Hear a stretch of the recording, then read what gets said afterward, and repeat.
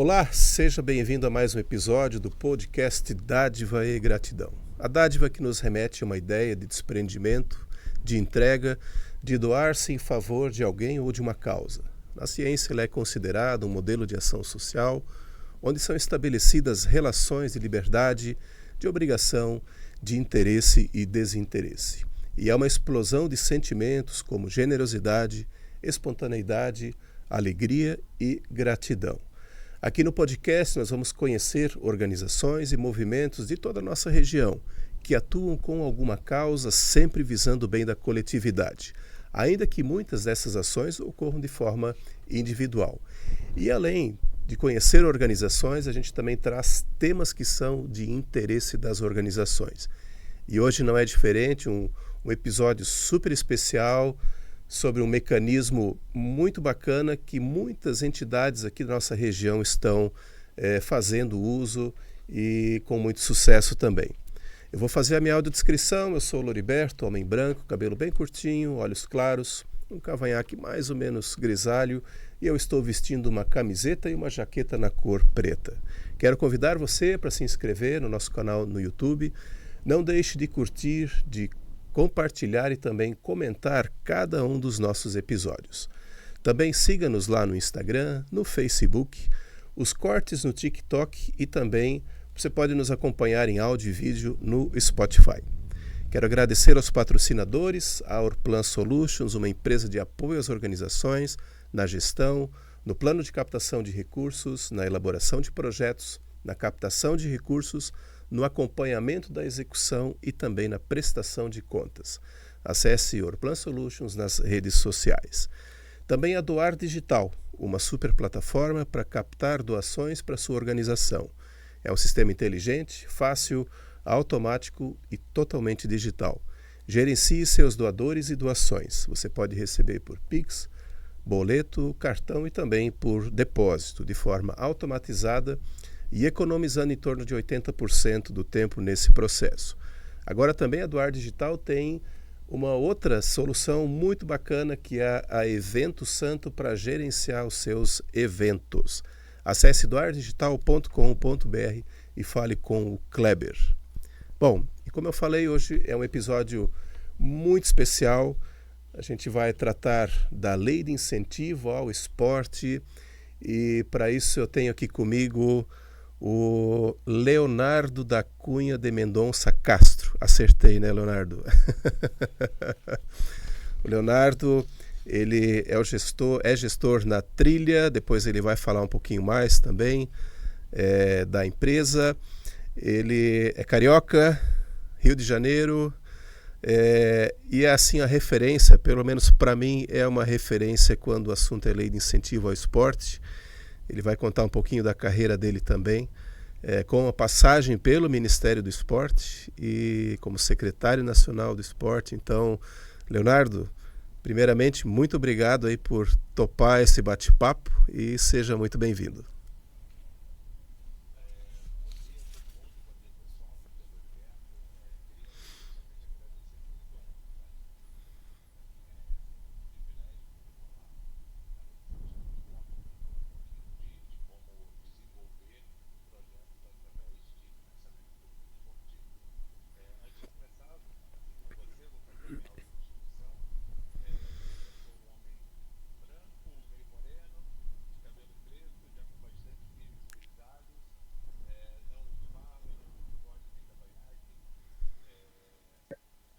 Agora eu estou sentado, mas eu sou bastante alto, eu tenho 1,98 de altura.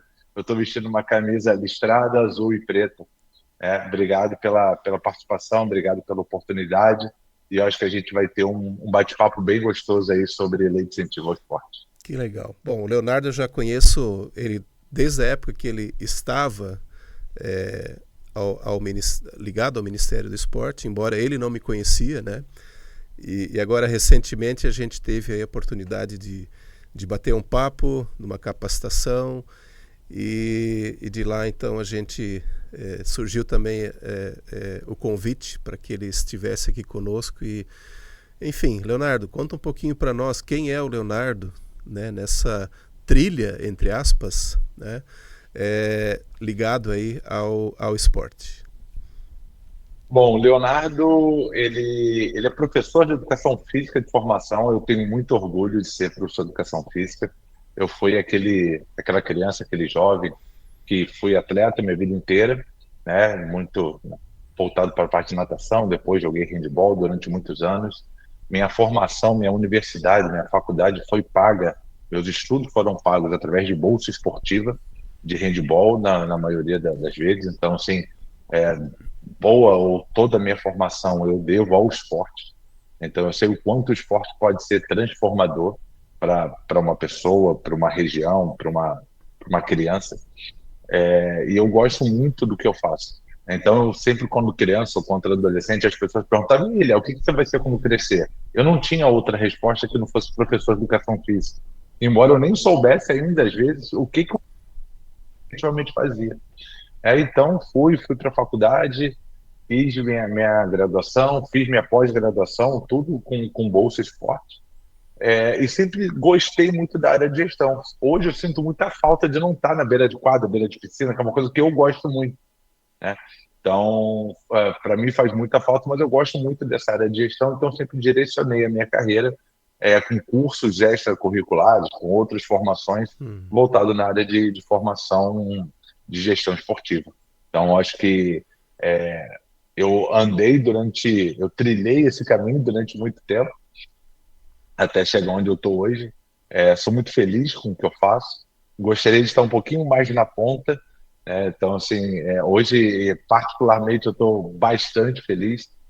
Ontem, embora a gente esteja, né, a gente já conversou, a gente está falando ali já, talvez final de setembro, mas hoje a gente está gravando dia 25 de agosto. Ontem terminou o Campeonato Mundial de Ginástica Rítmica aqui no Rio de Janeiro. Foi um espetáculo das meninas aqui. Eu pude estar presente. A gente, aqui na trilha, a gente atende a Confederação Brasileira de Ginástica.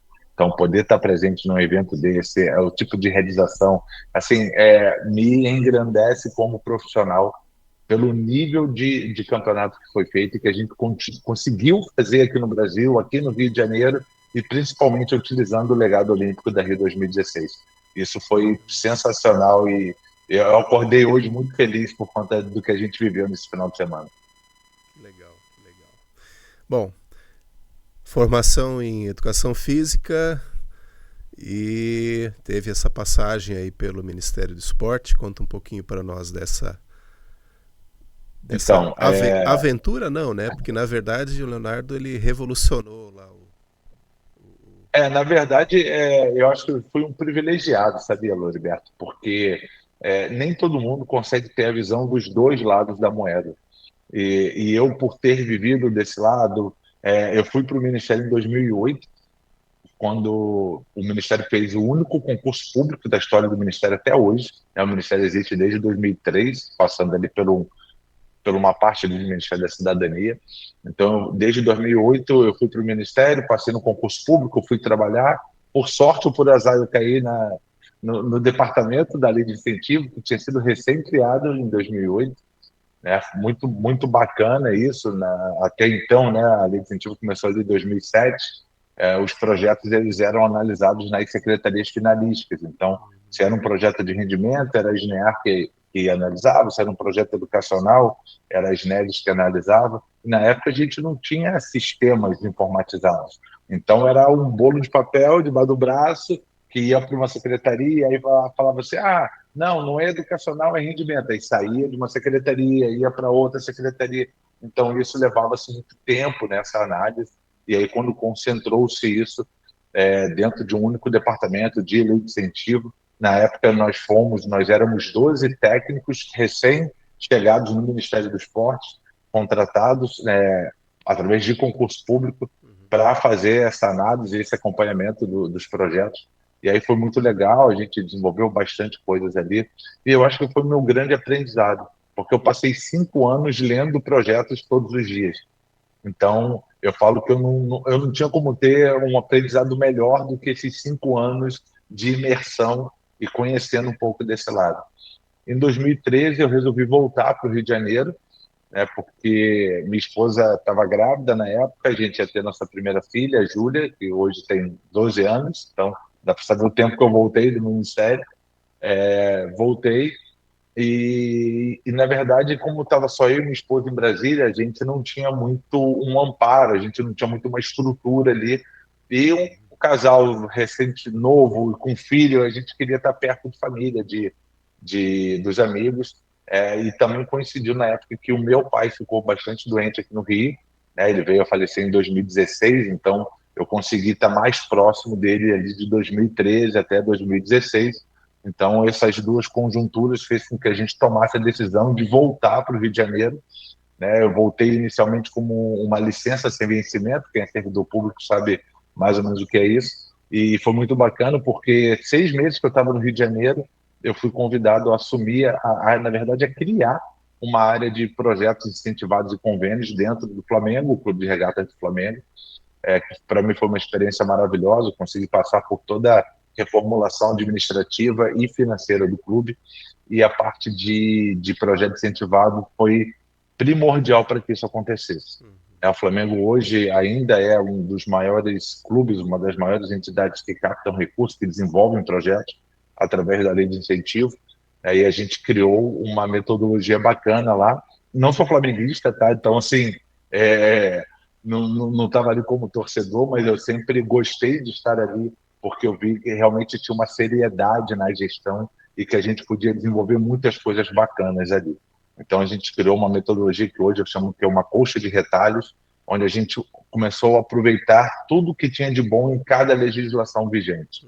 Porque uma das coisas que eu sempre falo em todos os lugares é que a lei de incentivo por si só não vai resolver o nosso problema, não vai resolver o problema de ninguém. Ela é uma parte, talvez a parte mais importante disso tudo, mas ela sozinha não resolve. Então a gente precisa ter outras legislações, a gente precisa ter outras fontes de financiamento que vão nos auxiliar a cobrir o nosso planejamento esportivo, né? Mas primeiro eu tenho que ter um planejamento esportivo. Lei de incentivo sem planejamento esportivo também não funciona, porque eu posso ter o dinheiro, mas eu preciso saber onde eu tenho que empregar esse dinheiro. Se eu só tiver o dinheiro, provavelmente eu vou utilizar não da melhor maneira possível, podendo até desperdiçar essa grana. Então, quando eu fui para o Flamengo, eu voltei ao Ministério, porque eu entendi que podia ter algum tipo de conflito e realmente pedi minha exoneração final do Ministério e fiquei no Flamengo durante 6 anos e pouco, até em 2018, por todo esse trabalho que eu tinha feito no Flamengo, por tudo que a gente tinha conseguido desenvolver, eu fui convidado a voltar ao Ministério do Esporte como diretor nacional da Lei de Incentivo, então assumi ali em 2018 e continuei no Ministério com esse desenvolvimento. Na verdade, eu tinha um plano, quem é mais antigo aí vai entender que 2016, 2017, o Ministério estava muito complicado, a lei de incentivo estava muito complexa, projetos levavam mais de um ano para serem analisados, né? E eu tinha um plano que eu consegui implantar isso, colocar em execução, que era a parte principal disso tudo era uma mudança de fluxo na análise de projetos, e a gente conseguiu implantar isso. E aí eu fiquei no Ministério até 2021, final de 2021, quando eu entendi que eu tinha conseguido entregar tudo que eu tinha ido fazer, né? A gente tinha conseguido transformar a diretoria da Lei de Incentivo numa Secretaria Nacional de Lei de Incentivo, né? Eu tenho muito orgulho de ter sido o primeiro secretário nacional de Lei de Incentivo. Hoje não temos mais a secretaria, ela voltou a ser um departamento. Espero que um dia volte a ser uma secretaria, porque a robustez que a Lei de Incentivo tem hoje é muito maior do que qualquer outra secretaria finalista do Ministério. Conseguimos trazer credibilidade para todo o processo. Então, a gente mais do que duplicou o volume de projetos que receberam aporte, o volume de recursos aportados, e não estou falando isso por causa da mudança do percentual, porque em 2023, 2022, na verdade, onde o percentual ainda era 1%, nós tivemos mais de 500 milhões em aporte, coisa que em 2016, 2017 não passava de 250. Então, se eu não me engano, a gente teve mais ou menos 530 e poucos milhões em aporte em 22. Então, dali, acho que foi um grande salto. Nós acabamos não só com a fila de análise de projetos, que era uma coisa que incomodava e irritava muita gente, e era complicado mesmo. Então, a gente precisava mudar isso. Então, a gente conseguiu fazer essa mudança. A gente conseguiu trazer de volta a credibilidade para todo o processo. Então, quando a gente conseguiu realmente acabar com essa fila, a gente tinha um procedimento que era muito legal, porque você apresentava um projeto na admissibilidade, a gente está em agosto, né? Hoje é dia 25 de agosto, como eu falei. No final de agosto, no meio de setembro, o projeto estava sendo analisado. Então, assim, a análise era feita no mês seguinte. Então, se eu botasse dia 30 de agosto, sei lá, até o meio de setembro, o projeto estava apto a captar. Isso com admissibilidade, isso com análise técnica orçamentária. Então, as coisas andavam de uma maneira muito bacana. Então, esse foi o primeiro passo que a gente fez. O segundo passo foi acabar com a fila de prestação de contas. Então, assim, eu passei a receber no Ministério muitos representantes de empresas que falavam assim: Léo, o conselho de administração da minha empresa não quer deixar mais eu botar dinheiro aqui. Eu falei: mas por quê? Cara, porque não tem análise, a gente não sabe para onde está indo o dinheiro, a gente não sabe se está sendo bem aplicado, se não está, o Ministério não analisa mais. Aí, cara, que a gente foi olhar isso, realmente tinha um déficit de mais de 10 anos na análise de prestação de contas. Eu estou falando da prestação de contas de mérito esportivo, que a prestação de contas hoje da lei de incentivo é feita de duas formas: uma prestação de contas técnica e uma prestação de contas financeira. Então, a prestação de contas técnica, que era responsabilidade da secretaria, a gente zerou a fila disso e passou a ter um prazo de 30 dias para analisar. Então, a gente saiu de 10 meses, de 10 anos para 30 dias. Então, era obrigatoriamente ali, a minha equipe lá do Ministério tinha essa meta de análise, e isso trouxe de novo a credibilidade à política pública. Quando a gente fala de política pública, ela não vive sozinha, né? Nós, na lei de incentivo, ela é um tripé, né? Hoje até mudei minha maneira de falar, que eu nem falo um tripé, eu falo que a gente tem alguns stakeholders essenciais, né? Que é o patrocinador, a entidade proponente e o poder público através do Ministério do Esporte. Então, a gente precisa cuidar desses stakeholders para que tudo ande muito bem. E aí, eu acho que eu consegui entregar tudo que eu queria entregar. A gente criou o selo da lei de incentivo, criamos várias coisas bacanas, né? A gente tinha um programa que era muito legal, que a gente chamava de Papo de Incentivo, que a gente falava todo mês, antes das reuniões da comissão técnica, a gente levava temas relevantes para todo mundo. Então, era uma coisa de uma comunicação bacana. Enfrentamos um período complicado de pandemia, onde a gente também criou as visitas técnicas virtuais. Então, 100% dos projetos passaram a ser acompanhados, mesmo que virtualmente, mas alguém estava vendo o que estava acontecendo, alguém conseguia enxergar. Isso era muito bom, porque a equipe do Ministério do Esporte, ela é feita hoje de muito mais terceirizados do que de funcionários, né? Então, os terceirizados, por força de lei, não podem viajar para acompanhar projetos. E aí, quando eles começaram a acompanhar de forma virtual, eles conseguiram enxergar o que efetivamente acontecia, o quanto era importante, às vezes, uma análise de um item ou outro, que se era glosado ou se era deixado no projeto. Eles conseguiram enxergar a real necessidade ou não daquilo ali se manter dentro do projeto, além de conversar com as pessoas, com pais, com beneficiários. Então, acho que isso foi muito legal.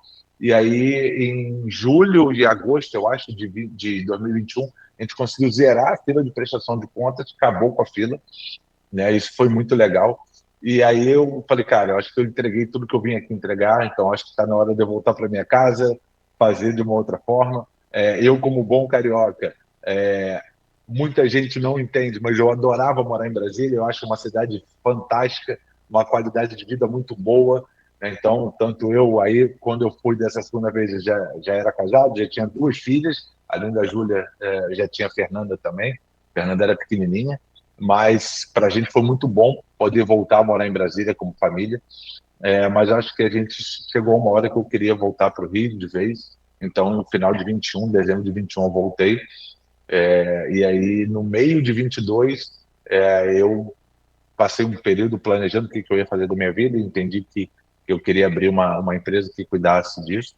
Então, no meio de 22, eu abri a Trilha. Como muita gente não sabe, pode não saber, dependendo do cargo que você ocupa no governo, você precisa cumprir uma quarentena de 6 meses. Embora eu tenha um parecer da Comissão de Ética da Presidência da República na época me liberando para trabalhar em março de 2022, eu preferi esperar até acabar minha quarentena, que aí eu sabia que eu não ia ter problema zero. Então eu só abri a empresa lá em junho, julho de 22, e com um objetivo claro, que era ajudar pessoas, né? Hoje a Trilha ela tem como principal objetivo ajudar pessoas.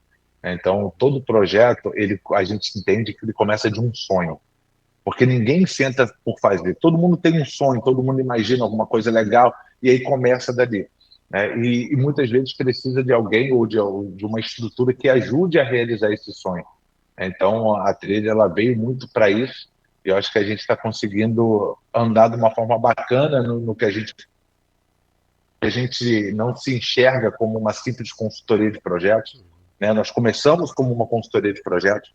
Hoje a gente acredita que nós somos muito mais do que isso, porque nós cuidamos do projeto como um todo. Não só a parte burocrática e administrativa, que é essencial para o processo andar adequadamente, mas toda a parte conceitual, todo o desenvolvimento de ideia, toda a parte de marketing que tem dentro de um projeto, de resposta a patrocinador, de como se colocar numa rede social, do que postar, do que não postar, media training. Então, assim, a gente hoje trabalha de uma forma muito mais completa do que uma assessoria de projetos incentivados. Hoje nós trabalhamos como desenvolvedores de projetos de uma maneira geral, em todos os seus aspectos. Ajudamos na execução. Eu adoro, porque, como falei, professor de educação física, eu adoro estar na ponta, adoro ver aquilo ali acontecer, adoro dar ideias para que a gente trabalhe junto com N entidades. Então, acho que hoje eu sou muito feliz no que eu faço por conta disso e acho que a gente consegue ter uma boa entrega para a população de uma maneira geral. Tu sonha junto com o sonhador, mas Exatamente, pela tua exatamente. experiência, tu, por vezes, eu imagino que você puxa o fiozinho, volta, gente, vamos voltar aqui para a realidade do que é possível fazer, porque o sonho, às vezes, ele vai muito além do que efetivamente, talvez se alcance isso, né? Mas, assim, existe aquele caminho que precisa ser percorrido, enfim, e com toda a tua experiência aí, você deve exercer esse papel também de, às vezes, trazer o pessoal para o chão. Peraí, vamos começar aqui a desenhar esse negócio, né? Então, eu sou muito pé no chão, né? Por natureza, eu sempre sou muito pé no chão. Eu tomo e incentivo a tomar muito poucos riscos no que diz respeito à administração de recursos públicos, porque a gente está cuidando de CPFs, de CNPJs de terceiro, então a gente tem uma responsabilidade muito grande com isso tudo. Mas eu sou um dos mais sonhadores, tá, Alberto? Vou ser muito sincero. Tem hora que as pessoas têm que me puxar para o chão, não na administração, mas na idealização, na concepção. É uma coisa que eu acho que a gente pode andar muito e evoluir muito com isso. Sim. Sabe? Então, eu gosto de sonhar, eu gosto de buscar coisas diferentes, eu gosto de desenvolver projetos diferentes, coisas que talvez ninguém tenha pensado, ou pensado de uma maneira diferente, algo que já existe. Então, eu vou muito por essa linha. Que legal. Legal, legal. Dada essa breve introdução aí, para a gente conhecer um pouquinho do Leonardo e também, né, das atividades que ele faz.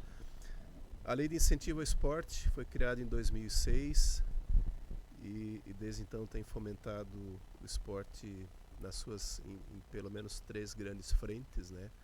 Educacional, rendimento e participação.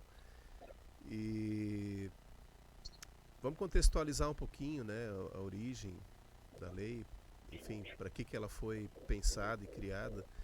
Daqui a pouco a gente vai ter novidades, né? Ela está em vias de se tornar permanente, a exemplo da Lei da Cultura, da Rouanet, né? Mas nesses 2006, então a gente está aí com 19 anos dela em vigência. Ela teve aí tem sempre seus desafios de renovação, né? Enfim, fala um pouquinho da lei, né, dessa origem dela e como estamos nesse momento, né, 2025, olhando para frente aí, o que nós podemos esperar também da lei de incentivo. Norberto, falando de sonho, eu até lembrei aqui, estava até pesquisando aqui uma frase que eu gosto muito, assim, eu gosto muito dessa questão do atendimento, né, de buscar coisas, eu sou muito fã do processo da Disney, eu gosto daquele Mickey, eu gosto disso tudo, e tem uma frase do Walt Disney que eu sigo muito na minha cabeça, ele fala que eu gosto do impossível, porque lá a concorrência é menor. Então, assim, são coisas que eu levo muito para a minha vida, porque o mais do mesmo não precisa de mim. Sendo muito claro, não precisa. Tem muita gente que faz muito bem. eu vou buscar o que ninguém quer buscar, o que ninguém enxergou. Então, é isso que eu tento guiar a minha vida para buscar. Falando Então, da então lei, deixa eu só fazer um parênteses, porque nós tivemos, hoje ele já é falecido, mas nós tivemos um grande poeta aqui na região, que foi Lindolf Bell. O Lindolf Bell, ele cunhou uma frase que eu acho que cabe bem dentro dessa perspectiva de sonho, tá? Menor que meu sonho não posso ser. exatamente. Depois eu te mando ela para Bacana, me manda sim, porque eu gosto muito compor disso. aí, viu? Vamos Então, lá. falando da lei, cara, a lei ela é resultado de uma movimentação popular, o que isso é muito bom, né? Então, a lei ela é resultado da segunda Conferência Nacional do Esporte, realizada em 2006, né? O Ministério do Esporte lá atrás fazia periodicamente conferências nacionais, executaram somente três, mas uma pena, mas pelo menos executaram três, né? A última foi em 2010 e é muito bacana porque foi um anseio da população que elege seus representantes municipais, os representantes municipais elegem representantes estaduais que vão a Brasília debater sobre o esporte.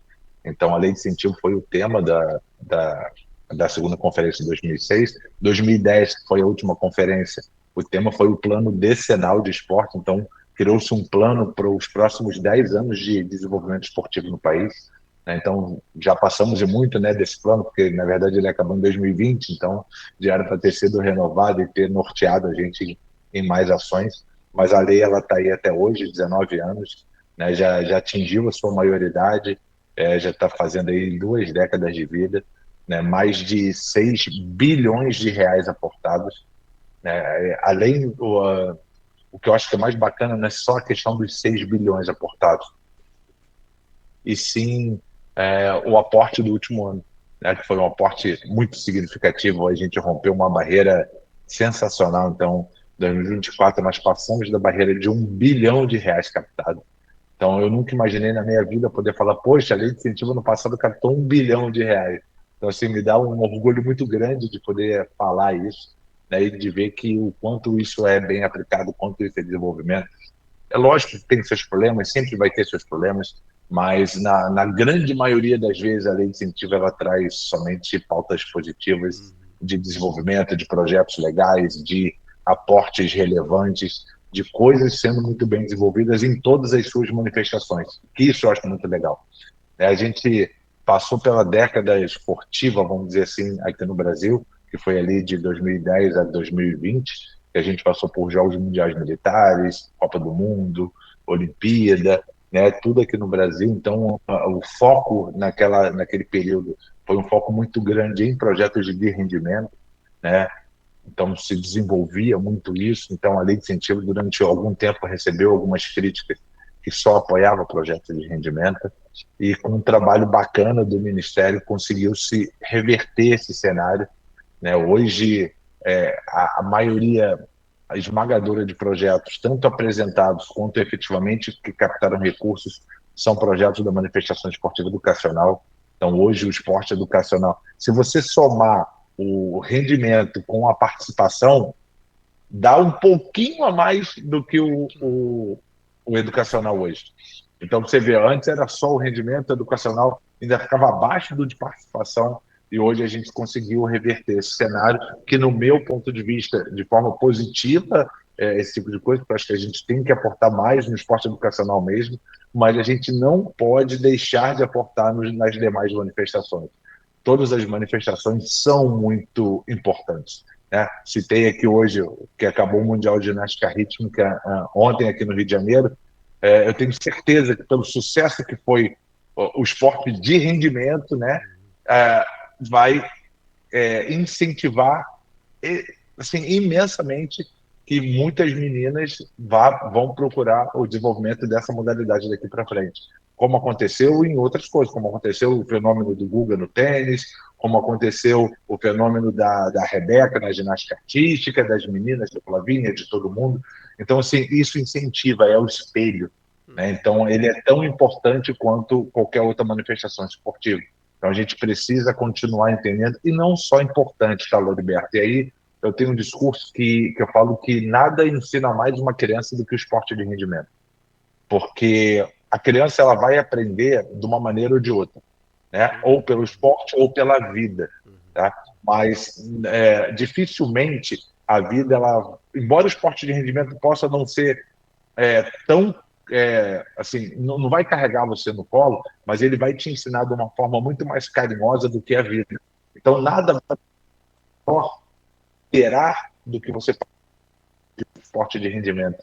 Nada dá melhor a se frustrar, né, a resiliência do que o esporte.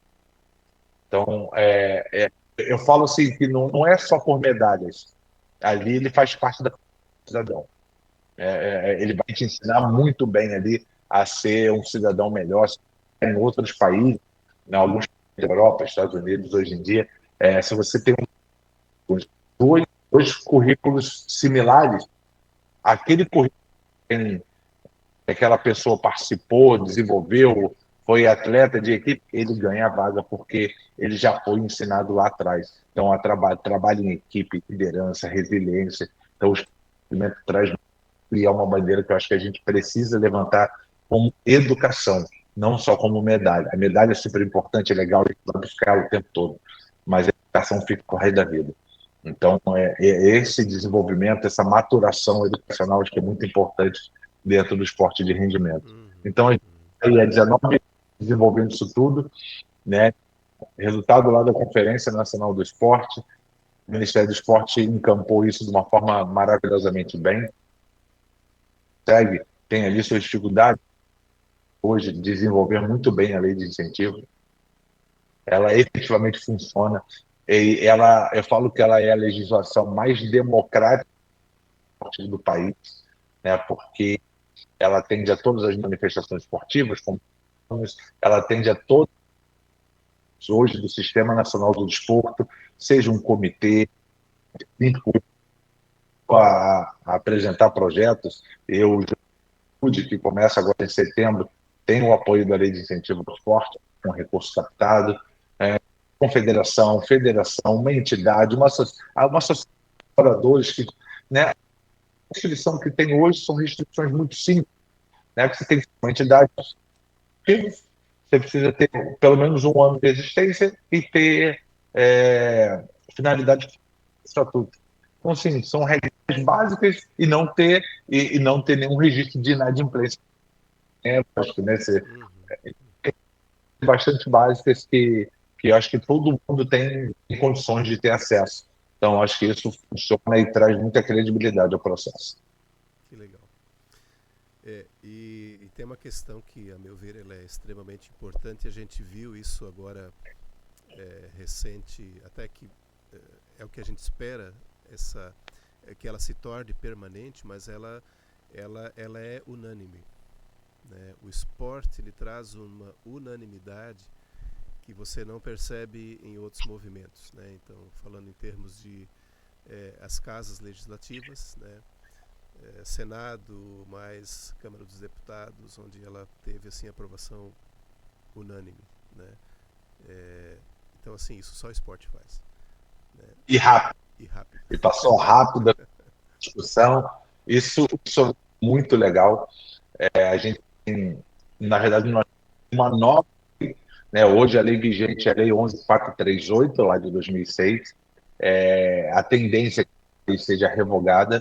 Nós já passamos pela Câmara, já passamos pelo Senado, agora está para a sanção presidencial, embora eu acredite que ainda a sanção presidencial, por N motivos, vou explicar aqui, mas a gente tem um pilar ali de três pontos muito importantes nessa nova lei de incentivo, né?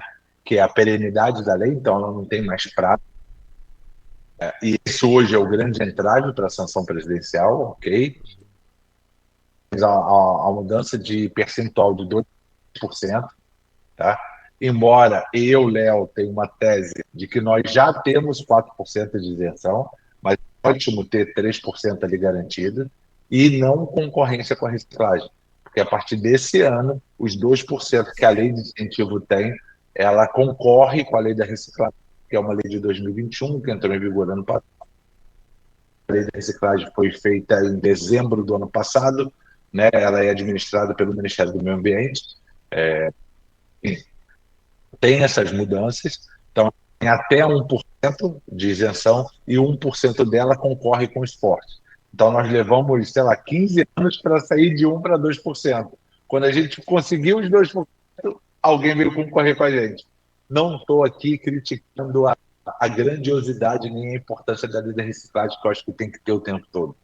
Eu podia não ser concorrente com o Ministério, e aí essa nova lei de incentivo corrige isso e essa concorrência com a lei de incentivo ao esporte. Embora essas, né, a perenidade da lei, a não concorrência com a reciclagem e o aumento de 3%, elas efetivamente, após sanção presidencial, elas não entram em vigor. Elas só entram em vigor em 2028, porque tem isso lá no finalzinho das disposições gerais do texto da lei, muito claro que só entra em 2028. Então, muita gente ainda tem dúvida. Fala, então, na presidente assinar, a gente entra em vigor, a gente vai ter os 3% esse ano. Falou, não, esse ano não.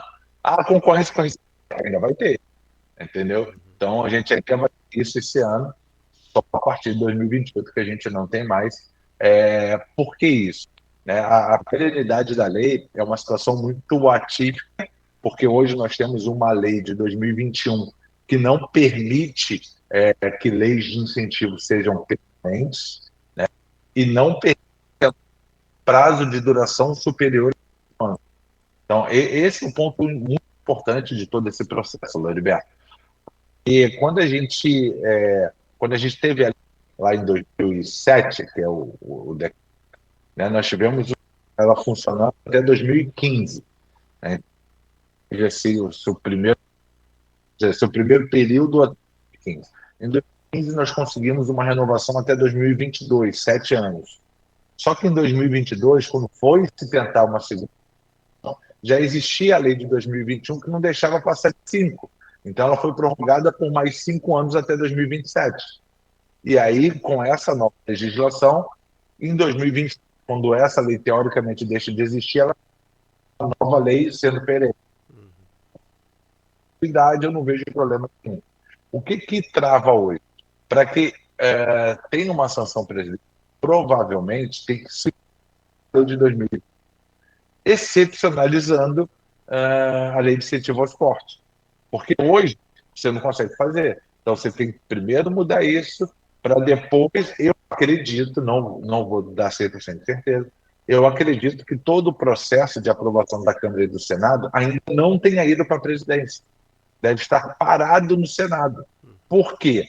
Porque se eles têm prazo de úteis para sanção ou não, né? Sanção ou veto, ou sanção parcial, ou veto parcial, aí você vai. Mas você tem prazo. E aí esse já se passava. O que a gente fez, se ela tivesse ido no mesmo dia ou no dia seguinte da aprovação no Senado, a gente teria ela ali sancionada no máximo até dia 10 de agosto. E aí a gente.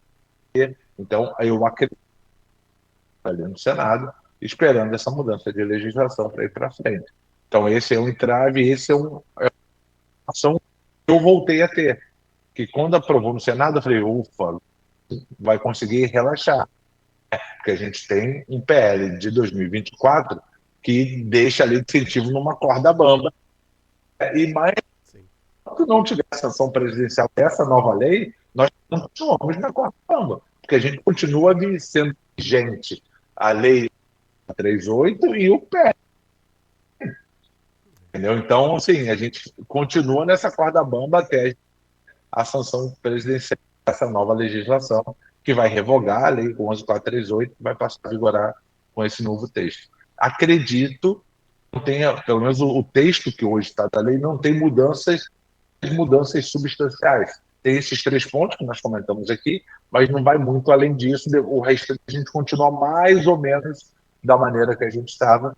Vai depender muita coisa de decreto e portaria também.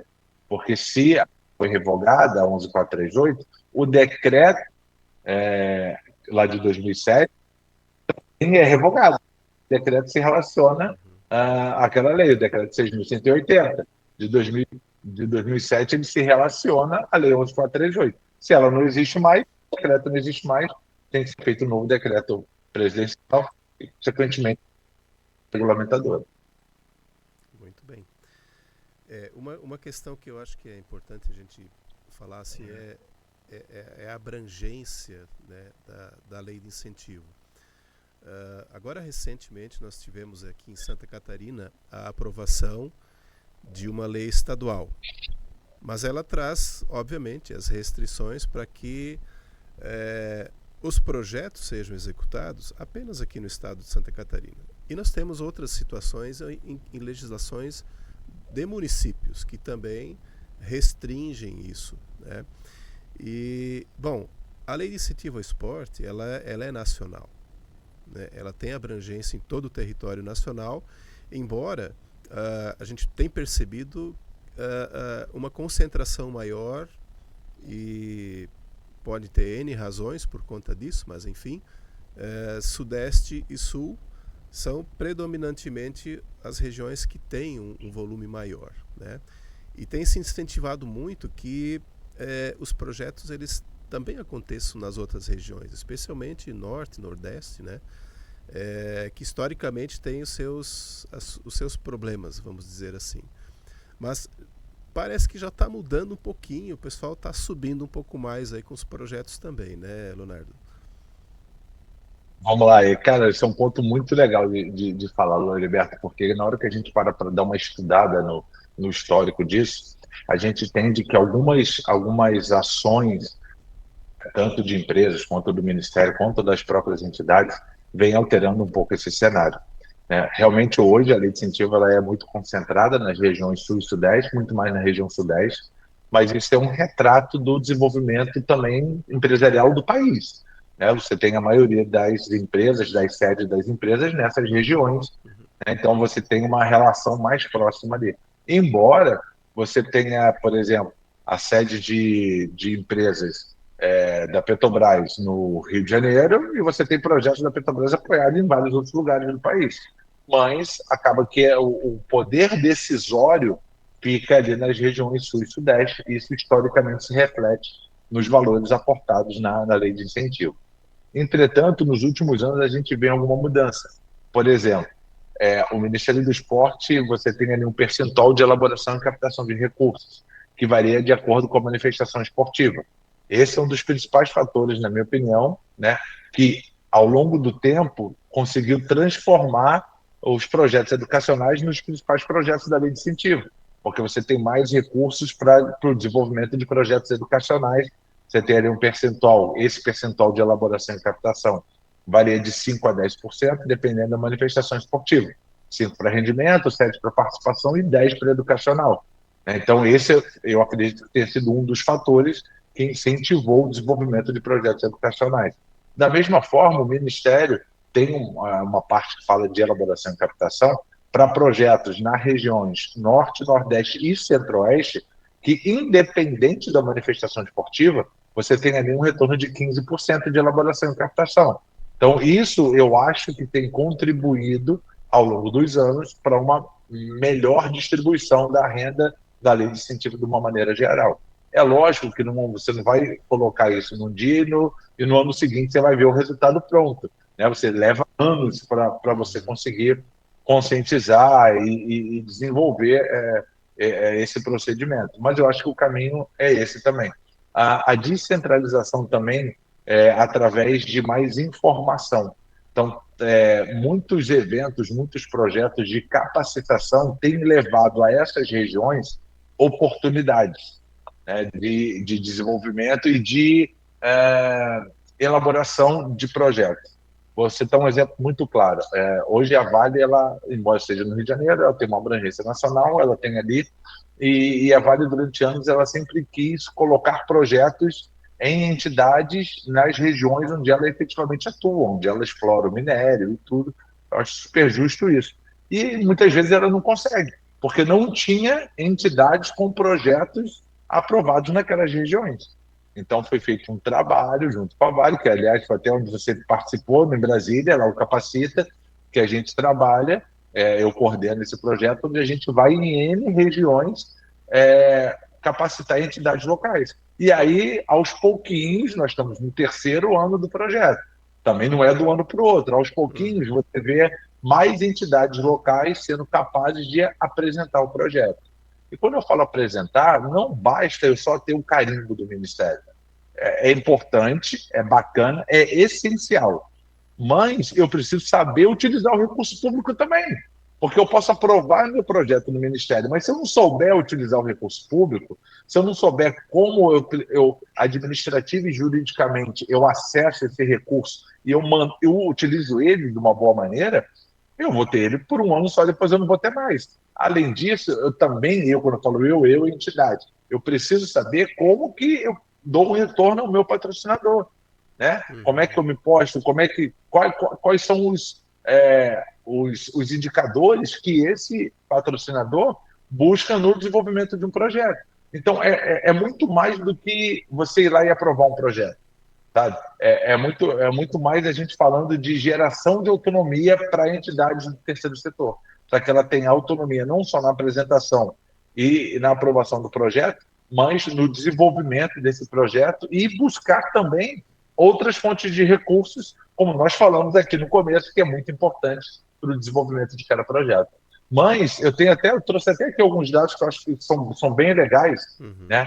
Que a gente viu aqui tem um painel da transparência lá do Ministério, que a gente faz análise ali o tempo todo, ali tem o histórico da lei toda ali dentro. E a gente vê aqui que, se a gente for falar de quantidade de projetos, a região que mais cresceu no número de projetos apresentados ao Ministério entre 2023 e 2024 foi a região norte. A região norte teve um aumento de 70% na quantidade de projetos apresentados de um ano para o outro.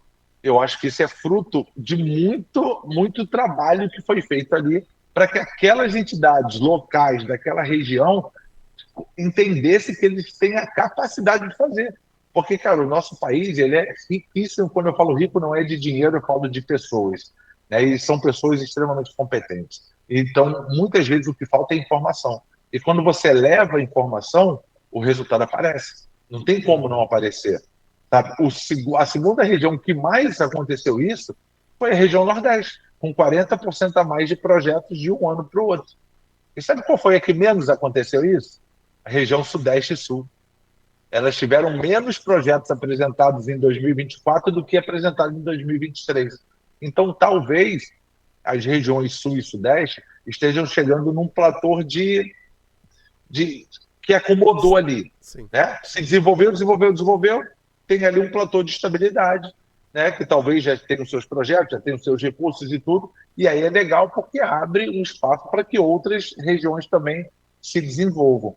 Se a gente for falar de valores aportados, a região Norte e Nordeste foram as que mais também aumentou o valor aportado de 2023 para 2024.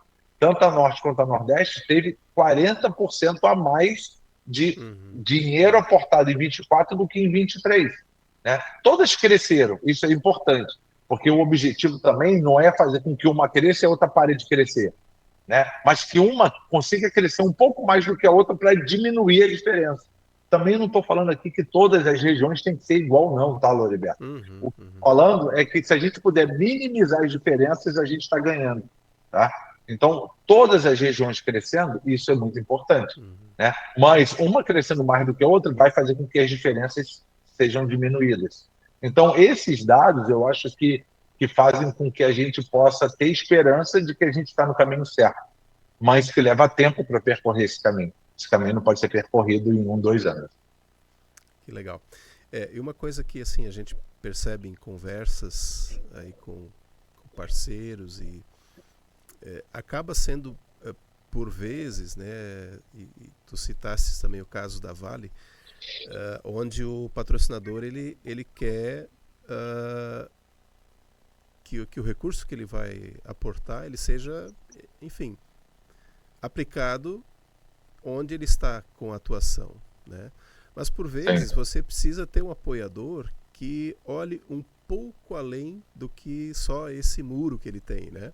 Que ele constrói, mas que ele aporte para outros projetos e fomente também o desenvolvimento de outras outros lugares, que não seja necessariamente onde ele tem atuação. A gente tem aqui várias cidades, por exemplo, que são limítrofes a algumas grandes empresas, né? Eu vou citar aqui, porque ela é uma das grandes patrocinadoras aqui no estado de Santa Catarina, que é a WEG. A WEG tem uma política de aportar onde ela tem operação também, né? Mas às vezes, do lado da cidade onde a WEG tem uma unidade, ela tem projetos maravilhosos e onde por vezes esse pensamento deles também já está começando a mudar, só para deixar claro aqui. Tem funcionários que moram nessas cidades vizinhas que estão vinculados, né? Então assim, não tem uma unidade fabril, mas assim, vamos lá, o pessoal que atua naquela unidade é de cidades vizinhas. Então esse olhar um pouquinho para o lado, estou citando a WEG porque é um exemplo clássico aqui nosso do estado, né? Mas isso a gente também observa em outras, para outros apoiadores também. E aí é informação, né? Você levar informação é levar projetos consistentes também, né? Que vão fazer a diferença na vida lá na ponta, né? De quem está sendo beneficiado efetivamente. E, enfim, é um trabalho nosso também, né, Leonardo? A gente levar esse conhecimento para as empresas e elas enxergarem, né, que daqui a pouco numa cidade vizinha é gente que vai estar trabalhando, é gente que vai estar mais feliz, né, porque a empresa da qual ela faz parte, trabalha, está ajudando também uma comunidade lá na sua cidade onde ela vive, né? Enfim, a sua família está e onde os seus filhos estão e esse movimento eu acho que ele também é importante, né? Para fomentar localmente, mas também em âmbito nacional, quantas outras empresas, né? Sudeste principalmente, né? Você deixou muito claro aqui e a gente sabe também economicamente a concentração, o grosso do dinheiro, né, tá no Sudeste. A gente sabe disso, né? Sul está próximo aí, mas Sudeste mas que tenha esse olhar, né? Além da minha unidade, além da minha área de atuação, que eu possa também ajudar. Mas eu queria também chamar aqui um pouquinho a pessoa física, né? Porque é um outro universo aí que a gente tem, que também pode fazer aportes, né? E que por vezes a gente deixa ela meio de lado, assim, meio esquecidinha, né? Mas também tem ali uma fonte de recursos extremamente importante, né?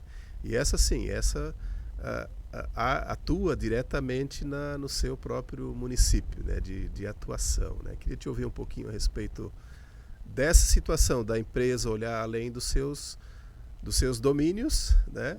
Mas também pessoa física, né? Como é que a gente pode trabalhar essa conscientização, levar essas informações para que a gente alcance. Até porque a gente tem um gap ainda muito grande, né, dos potenciais que podem ser aportados para as leis de incentivo como um todo, né? E o esporte tá junto aí nesse pacote, né?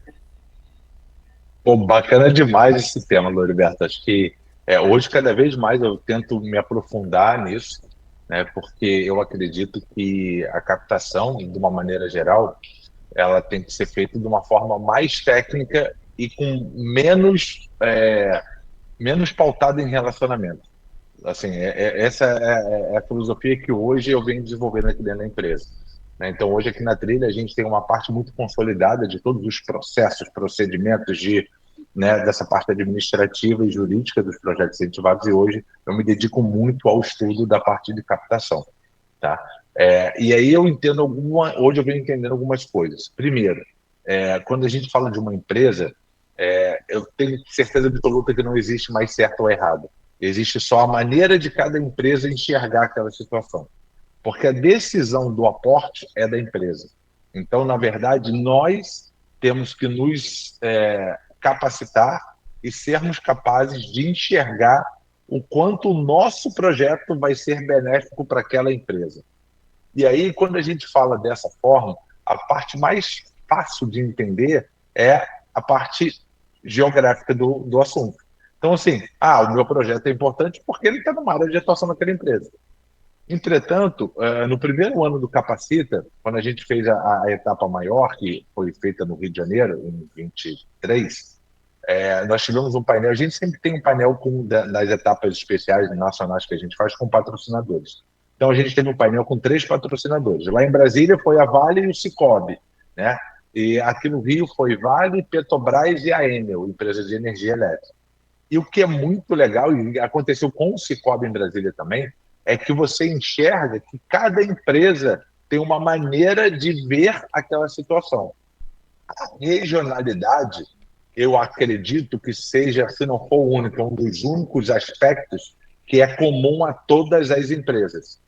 Entretanto, cada uma enxerga de uma maneira. Por exemplo, a Vale ela quer fazer, além da regionalidade, né, ela foca mais nos projetos educacionais, ela tenta capilarizar mais o seu aporte, que a maioria é feito em projetos de até R$ 500 mil, como eles apresentaram lá para a gente. Bacana. Aí, quando a gente foi olhar aqui no Rio a Enel, por exemplo, a Enel ela tinha uma visão estratégica voltada em retorno midiático. Então, assim, retorno de comunicação. Então, você tinha que entender como é que ela faz, o quanto aquilo ali dava de retorno, o quanto aquilo ali tinha views, tinha isso. Então, era uma maneira de entender. A Petrobras era o oposto. Ela falava, não, eu não quero projetos capilarizados, eu quero aportar em poucos projetos, em projetos grandes, com entidades que tenham a robustez necessária para desenvolver esses projetos grandes. Então, assim, não existe o certo e o errado. Existe o que cada empresa enxerga. E eu acho que não nos cabe criticar a forma de cada empresa, e sim entender se o nosso projeto se adapta àquela realidade. Porque, com certeza, vão ter várias empresas que vão entender a realidade do nosso projeto e que a realidade do meu projeto vai fazer sentido para ela. Então, eu não preciso que faça sentido para todas as empresas, mas eu preciso selecionar aquelas empresas onde a realidade do meu projeto faça sentido na estratégia daquela empresa. Então, assim, na verdade, a gente está invertendo um pouquinho os valores. Eu preciso entender como aquela empresa quer se posicionar no mercado e se o meu projeto se adequa. Se o meu projeto se adequa, eu apresento. Se o meu projeto não se adequa, eu não apresento ou eu desenvolvo um projeto que se adequa àquela empresa, à realidade daquela empresa. Não adianta a gente querer... A gente tem uma mania de... Quando eu falo a gente, eu falo de uma maneira geral, tá? A gente tem uma mania de querer que todo mundo entenda as especificidades do nosso projeto, quando, na verdade, é o inverso. Eu falo isso por conta de legislação. Durante muito tempo, as pessoas queriam que a lei de incentivo entendesse a realidade de cada um daqueles projetos. Você imagina, ano passado foram 6.600 apresentados. Você imagina se a lei de incentivo vai entender a realidade de cada um e vai conseguir traçar legislações, portarias, procedimentos para cada realidade. Não adianta. Ela tem uma realidade, ela tem uma regra. Quem quer usar aquilo ali tem que se adaptar àquela regra. Não dá para ser o contrário, entendeu? Então, assim, eu preciso enxergar disso. Uma coisa legal que você falou, até falar, a VEG está mudando, não sei o quê. Por exemplo, a Vale, durante muitos anos, aportava só em projetos educacionais. E a realidade também está mudando. Eu acho legal. Não estou falando isso porque tem que mudar, não. Eu acho legal porque a gente tem que pluralizar esse aporte. Então, hoje, por exemplo, ontem, lá no Mundial de Ginástica, a Vale estava presente com lei de incentivo. Nos Jogos da Juventude, do COB, ela vai estar presente com lei de incentivo. Então, está aportando em outros tipos de projeto em outras localidades. Legal, bacana. Então eu vou deixar de usar um para usar outro? Não, a gente vai potencializar. Eu vou buscar outras coisas. Eu vou querer desenvolver outras estratégias. Eu vou mostrar para aquela empresa que o meu projeto coaduna com a maneira dela pensar. Sabe? Então, assim, isso que eu acho que faz a maior diferença estrategicamente. Eu tenho um projeto que é bom pra caramba. Pô, legal, meu projeto é ótimo, é maravilhoso. Eu vou apresentar ele em todos os editais que eu ver aberto? Não vou. Eu vou ler o edital, vou olhar e falar assim, cara, cada entidade pode apresentar até 6 projetos por ano. Cara, eu vou olhar ali, qual dos meus projetos faz sentido com esse edital?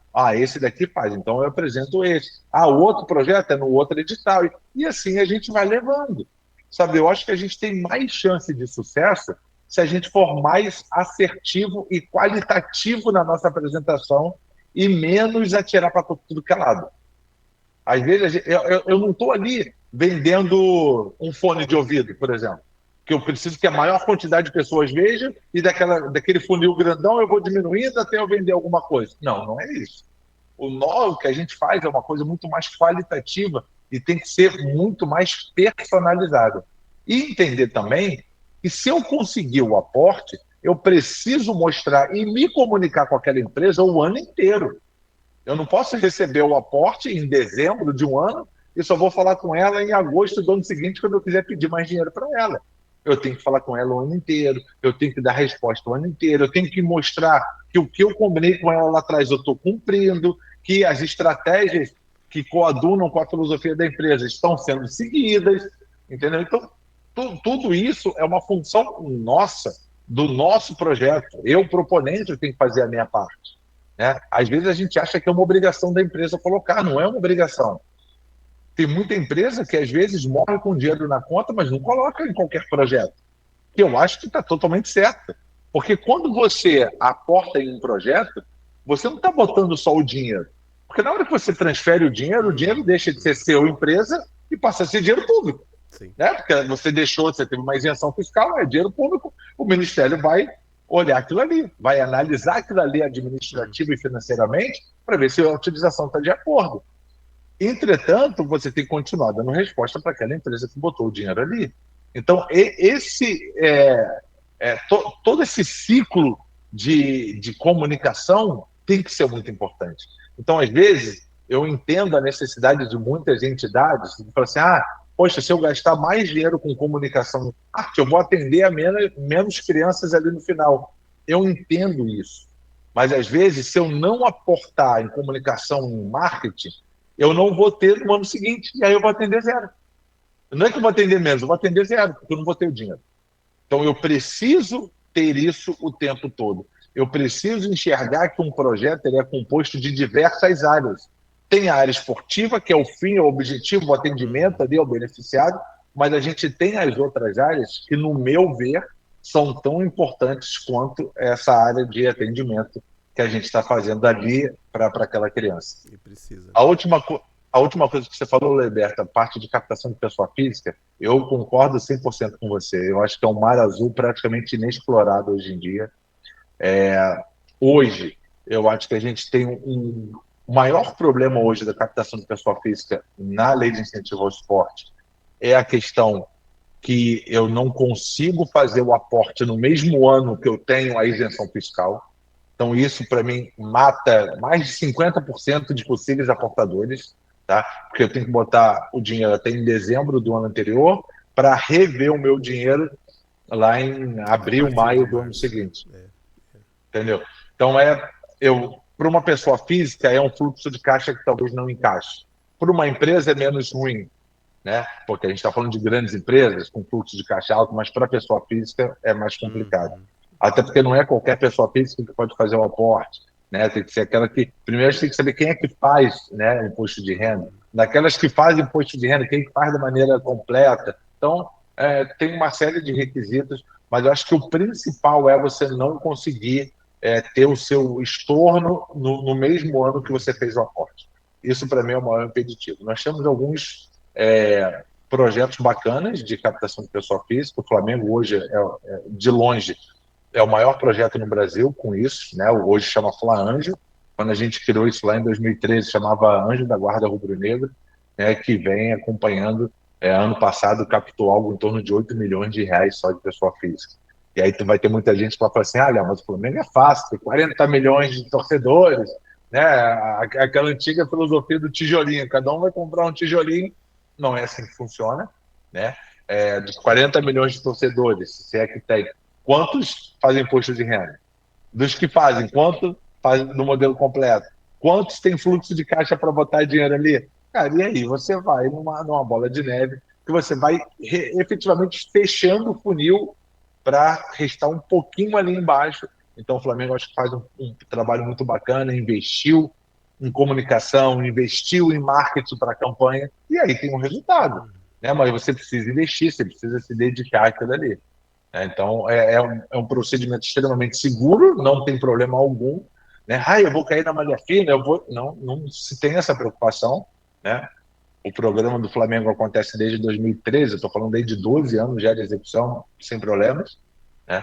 Então, acho que isso é muito bacana e é uma coisa que cada vez a gente tem que incentivar mais, porque tem uma margem ali de captação muito grande. Legal. Tu falastes há pouco a respeito da comunicação, né? A empresa, tu pede lá em dezembro, depois só vai fazer uma comunicação com ela agosto para frente, quando precisa de novo, né? Essa questão, né, da comunicação, aí sim a gente volta no relacionamento, né? Que você quer esse patrocinador, apoiador, para a vida toda, né? E a comunicação, ela acaba envolvendo um aspecto que, a meu ver, ele é extremamente importante, que é a transparência. A lei de incentivo hoje, ela exige que as empresas que são de rendimento, elas tenham lá nos seus portais, nos seus sites, a questão da transparência, que não é exigido nos educacionais e de participação. Embora, a meu ver, deveria constar também, isso deveria ser uma prática de todas as organizações, nem todas o fazem, né? Como é que tu vê assim, essa relação, né, da transparência com a comunicação e aí com o patrocinador, mas também com a comunidade em geral, né? O que você pode contribuir aí com relação a esse aspecto?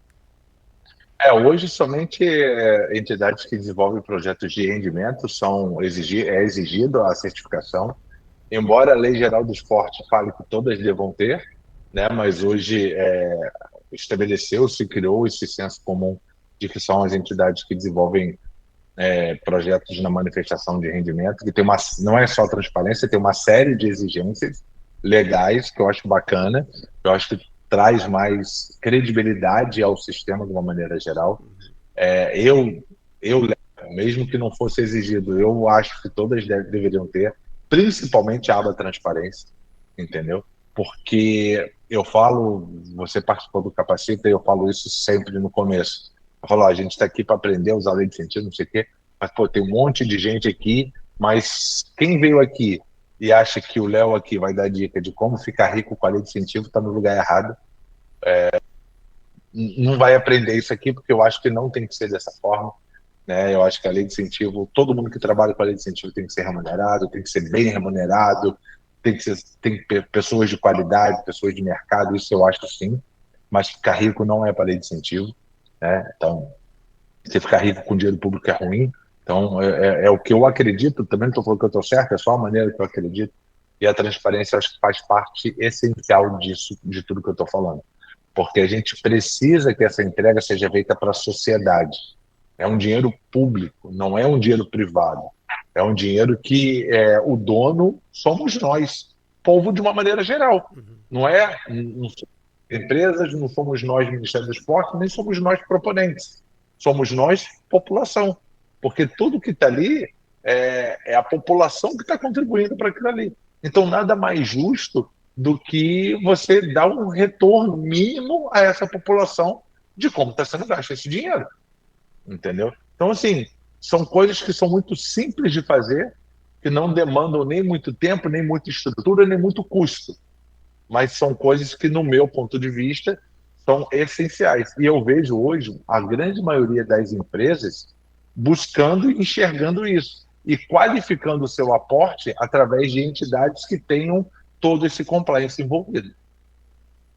Com certeza faz a diferença, né? Faz. Eu tenho alguns amigos aí que atuam em outras áreas, né? Cultura, por exemplo, que trimestralmente eles elaboram um relatório de atividades e encaminham para os patrocinadores. E ainda dão a opção se o patrocinador quer receber isso em formato físico. Então há uma impressão de um caderninho com fotos e tal. Claro, não precisa chegar nesse ponto necessariamente, né? Mas eu acho o movimento interessante, né? De se fazer essa comunicação. Além de ter a aba transparência, ainda tem essa preocupação de comunicar, né, ao patrocinador o andamento do projeto, né? E aí de novo eu volto, lembro que tu mencionastes, né, que hoje a fiscalização do Ministério do Esporte é feita em formato online, que facilitou e agiliza também todo esse processo de análise, ou melhor, de fiscalização dos projetos por parte do Ministério, né? Não tem mais essa questão de visita física, né? Embora eu até acho que em alguns casos ainda ela aconteça, né? Mas essa possibilidade de ali também ser transparente, né? De demonstrar essa transparência e levar isso para relatórios também, porque eu já vi relatório que eu sei que teve visita técnica e não foi nem mencionado em lugar nenhum, tá? Mas por que não, né? Não foi boa, pô, põe lá, tivemos visita, tal, porque isso tudo reforça também a transparência da organização, a transparência do projeto. E para quem é apoiador, né, agora eu vou falar enquanto pessoa física, né, eu gosto de saber como é que as coisas estão acontecendo, né, porque vai trazer para mim também a segurança de, opa, legal, eu vou continuar ajudando essa entidade porque eu sei que esse meu dinheirinho, né, mais o dinheirinho do Léo, mais o dinheirinho do Tyson, ele está sendo bem empregado, né? Então é uma questão que vai muito além do que uma formalidade, né? Isso precisa de fato ser algo cultural, né? Algo que a entidade internalize, né? E claro, eu enquanto consultor, eu também oriento assim, olha gente, façam, né? Vai dar um trabalhinho? Vai, né? Não tem como pedir Mas o retorno é muito maior. Exato. Pode até pedir para o GPT fazer alguma coisa lá, mas assim, esse movimento precisa acontecer, né? E, enfim, eu acho que isso é extremamente importante. Leonardo, eu queria te perguntar, a gente está indo já caminhando aqui para o final também do nosso tempo, mas eu queria te perguntar assim, se tu tens algum case relacionado à lei de incentivo ao esporte que tu queiras compartilhar para mostrar assim, olha gente, isso aqui é um exemplo de algo que, nossa, é de encher os olhos, dá brilho no olho, né? Tu citastes antes já a questão do mundial ali de ginástica, né? Mas tem outros exemplos que tu queiras compartilhar, que tu possas compartilhar também? Eu acho muito, cara, se deixar aqui eu vou falar do projeto o resto do dia, Loriberto, porque eu sou um entusiasta disso tudo.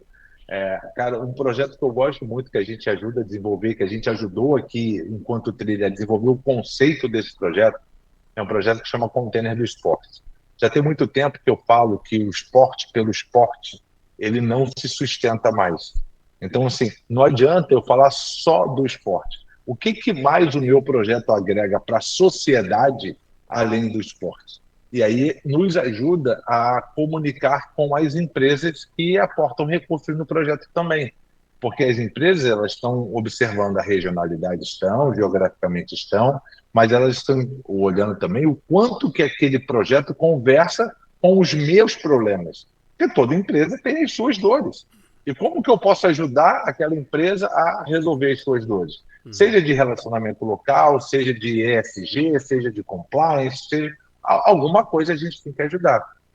E esse projeto a gente pensou aqui, conceitualmente falando, em prática esportiva, lógico, a gente está falando de lei de incentivo ao esporte, mas com uma pegada muito voltada à capacitação em meio ambiente. Então, além da prática esportiva, eu falo que o projeto ele acontece em 4 pilares. Né? Eu tenho um pilar da prática esportiva, ok, bacana, são mini modalidades ali para crianças, muito legal, mas eu tenho um pilar de capacitação, então o container ele fica 3 meses em cada cidade. Então, chegou na cidade, ele capacita professores e estagiários locais para darem aula daquelas 5 mini modalidades do projeto. Além disso, depois de uma semana de capacitação, são selecionados professores e estagiários que participaram da capacitação e são contratados para efetivamente ministrarem aula dentro do projeto, sob a supervisão da coordenação pedagógica. Mas são contratadas pessoas localmente que foram capacitadas. Então, eu trabalho geração de renda local. Né? Além disso, o container ele é uma estrutura reciclada que ele ia ser jogado no mar, então a gente aproveita isso, trabalhando a parte do meio ambiente, e além de tudo, ele tem energia solar, energia eólica, internet via satélite, ele tem uma parede verde que as crianças chegam 15 minutos antes de cada aula e cuidam cada uma da sua mudinha de hortaliça, que depois leva para casa. Então, assim, são pequenas coisas que a gente vai juntando e faz uma coisa muito bacana. Então, enquanto elas estão ali fazendo lá, molhando a sua plantinha, não sei o quê, tem uma televisão que foi usada na capacitação que fica passando, como é que funciona a célula fotovoltaica da energia solar do container? Porque elas perguntam, o que é isso aqui em cima? Isso aqui. Aí vai passando ali, ela vai sendo informada como é que funciona. Como cuidar de uma hortaliça X, de uma hortaliça Y. Então, quais são os cuidados que tem que ter? E aquilo ali fica passando na cabeça dela o tempo todo. Então, isso eu acho muito legal, porque a gente está falando muito mais do que o esporte propriamente dito. Tá? Um outro projeto que eu acho muito legal, da maneira que desenvolve, é um projeto de uma entidade que ela é ligada a um ex-jogador de basquete, a um ex-ídolo de basquete, que chama Instituto Anderson Varejão, que eles têm um projeto chamado Ídolo Social, que é muito bacana, que atende a mais de 4.000 crianças todo mês dando aula de basquete. Então, eles usam a mesma metodologia para todo mundo. Eles capacitam os seus professores igual para todos os núcleos que eles desenvolvem. Então, assim, isso eu acho muito legal. São projetos que trazem uma coisa diferenciada. Um outro que eu acho muito legal, que é de um instituto de São Paulo, chamado Instituto Rede Tênis Brasil, que é um projeto de massificação, chama Massificação Maria Esther Bueno, que é uma ex-tenista famosa do Brasil. Eles atendem a 10.000 pessoas dando aula de tênis todo mês. Entendeu? Também com a mesma metodologia, com a mesma capacitação. Então, assim, isso eu acho muito legal. Entendeu? Então, assim, você vê que isso espalhado no Brasil inteiro. Tem núcleo em São Paulo? Tem, mas tem núcleo no Maranhão, tem núcleo no Nordeste, tem núcleo no Sul, tem um monte de lugar. Entendeu? Isso eu acho muito legal. Então, assim, esses 3 projetos eu acho que são bem, bem bacanas. E aí são projetos mais sociais, vamos dizer assim. Né? Então, hoje eu vejo o COB voltando a ter projeto incentivado, eu acho muito legal. Não é um projeto que esteja em execução, mas vai começar a execução agora em setembro, então eu só posso falar depois que eu ver a execução, não dá para a gente falar antes, mas acredito que consiga desenvolver.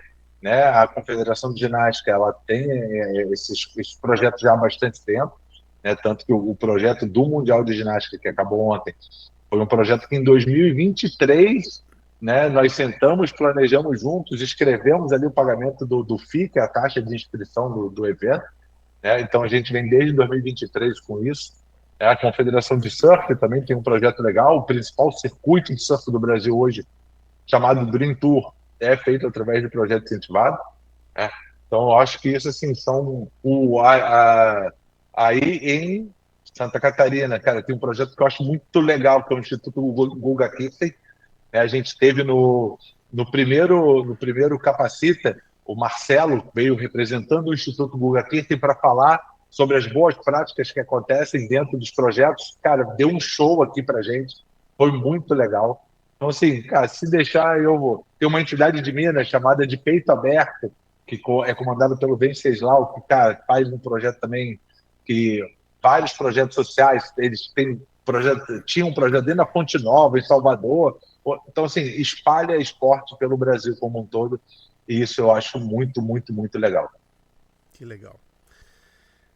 Olha, nós tínhamos, né? Eu tinha te mandado aí 14 itens de um roteiro aí pra gente não esquecer. Eu passei o olho aqui, eu acho que praticamente a gente conseguiu contemplar tudo. Bacana.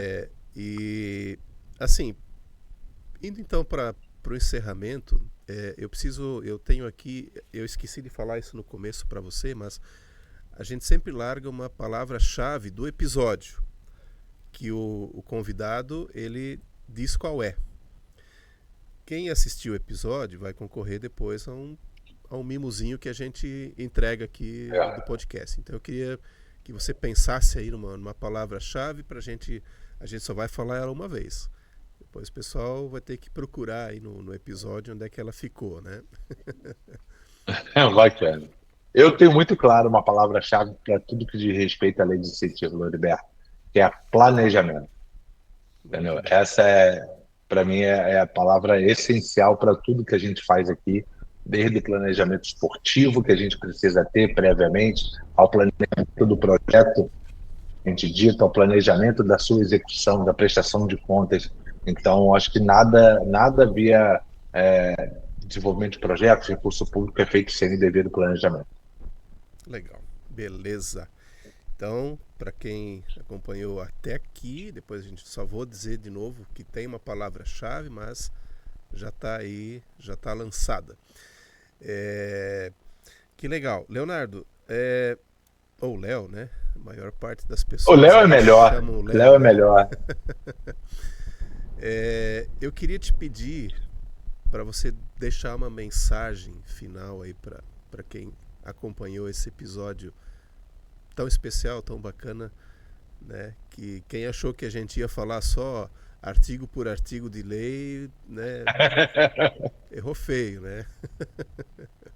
Mas uma mensagem final aí para quem nos acompanhou até aqui.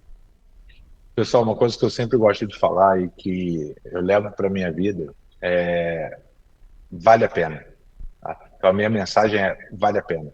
Vale a pena se dedicar, vale a pena sonhar, vale a pena buscar a realização do seu sonho, vale a pena se planejar, vale a pena desenvolver coisas bacanas para a sociedade.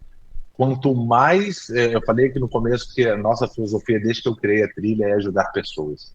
Quanto mais a gente trabalha para ajudar pessoas, mais a gente recebe o retorno. Quando eu falo de retorno, eu não falo só retorno financeiro. Eu entendo que o retorno financeiro é importante para todo mundo. Quando a gente vai fechar um novo emprego, quando a gente vai pleitear um aumento de salário, isso tudo é ok. Eu não estou menosprezando, nem falo que isso não tem importância, porque eu sei que tem no mundo que a gente vive. Tá? Mas o retorno que a gente recebe é muito além disso. Então, assim, a gente tem um retorno financeiro, vale a pena, o retorno financeiro vale a pena. Não queiram ficar ricos com isso, porque não vai funcionar. Mas quanto mais a gente entrega, mais a gente recebe. Então, quanto mais a gente puder trabalhar para entregar um bom serviço para a sociedade, para desenvolver ideias diferentes, para fazer com que mais pessoas tenham acesso, mais a gente vai receber de volta. E eu tive uma grata surpresa que quanto mais a gente entregou, quanto mais a gente ajudou, a gente recebeu infinitamente mais do que a gente efetivamente deu. Vale a pena. Vale a pena. Que legal. Redes sociais, para o pessoal encontrar, trilha... Tem a trilha.gestão, né? O Instagram nosso, da trilha.gestão. O meu Instagram está ligado ao Trilha, né? Que é Leonardo CM Castro. Então, pode me procurar lá, a gente pode trocar ideia, a gente conversa. Cara, o acesso é 100%. Quanto mais a gente puder fazer, quanto mais a gente puder orientar e ajudar, a gente está aqui à disposição. E ele responde, tá, gente? Responde, é verdade. Senão a gente não ia estar aí nesse bate-papo aí também. Exato. Leonardo da Cunha de Mendonça Castro. Léo, queria te agradecer muito o bate-papo e desejar também todo sucesso aí nessa trilha, né? Com o perdão do trocadilho, mas eu acho que bastante feliz o nome da tua empresa, né? E, enfim, que Deus abençoe também todo esse trabalho aí que vocês conduzem agora e também adiante aí, porque certamente tem muita coisa para contribuir ainda para fazer valer a pena. Loriberto, eu que agradeço, foi um prazer imenso poder estar aqui batendo esse papo, poder falar um pouco da lei, poder falar um pouco da minha experiência como gestor também. Está sempre aberto, sempre que vocês precisarem, independente se é um podcast, se é uma ligação, se é uma conversa por vídeo, problema zero, que precisarem de mim aqui, da trilha, a gente vai estar sempre à disposição. Maravilha. Então, com isso eu também vou me despedindo e não esqueça de curtir, compartilhar e comentar esse nosso episódio. Não esqueça, tem uma palavrinha-chave, volta uns minutinhos aí que você vai encontrar ela também e a gente se vê no próximo episódio.